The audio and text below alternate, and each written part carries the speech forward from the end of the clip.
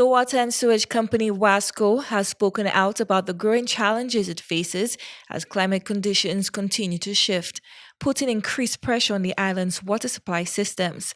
One of the main concerns is the impact of climate change, which has disrupted rainfall patterns and led to lower river levels, directly affecting WASCO's ability to deliver water to the public. St. Lucia depends almost entirely on rainfall to replenish its water sources, with this year shaping up to be the driest hurricane season in recent memory. The effects are being felt across the board.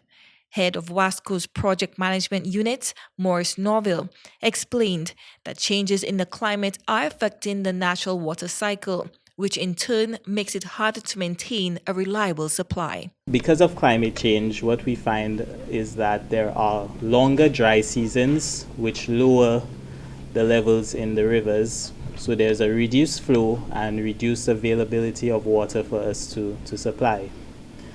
Then we also have to look at the fact that because of our system, which is heavily reliant on rivers, things like pollution also affect our water supply. So when you have things like illegal dumping of debris and garbage in rivers, that affects us as well. Then you have agricultural runoff when you have fertilizers and it gets washed into the river. Again, that's a problem for us. Beyond the changing weather, WASCO is also dealing with other pressures on its water sources.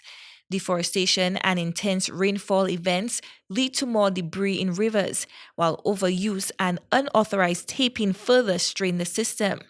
The infrastructure itself adds to the problem, with aging pipelines causing leaks and water loss.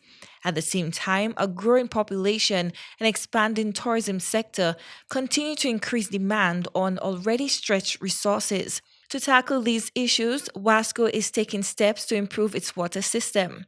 This includes replacing old pipes to reduce leaks, increasing water storage and treatment capacity, and upgrading filtration systems to handle higher sediment levels after heavy rains. These efforts aim to ensure a more stable and efficient distribution network, especially during dry periods. We are going through the process of replacing old pipes and aged infrastructure to reduce on the amount of leakage on the system, and also to provide additional water storage capacity where possible to ensure that even when there is downtime, there is some water available for us to provide to our customers.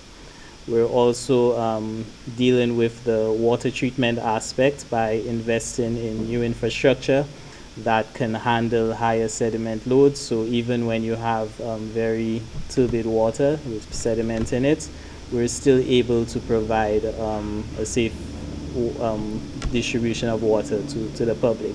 Special attention is being given to essential services like hospitals, schools, and other key institutions. One of the major upgrade projects in the north of the island has received financial support from the Caribbean Development Bank, which approved $22.8 million for the replacement of a 5-kilometer section of raw water pipeline. This upgrade is expected to boost the supply to the Thurber's treatment plant, increasing water availability for both households and businesses.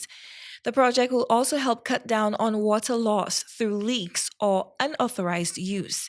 Designs for the project are already complete, and the search for a supervising consultant is in progress.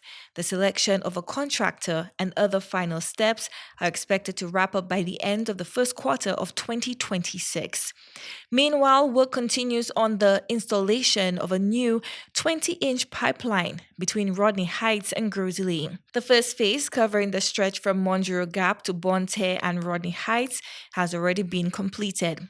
The next section will extend the pipeline to Grosley Gap. Pipes and fittings have already been secured, and a contractor will soon be chosen to carry out the installation. Once that pipeline is completed, we would be receiving an increase on our pressures to the north, and also a reduction in the amount of water which is lost through leaks on that line. WASCO is asking the public for patience as it works through these improvements, ensuring that better service is on the horizon. Chloe Dantes, NBC Prime.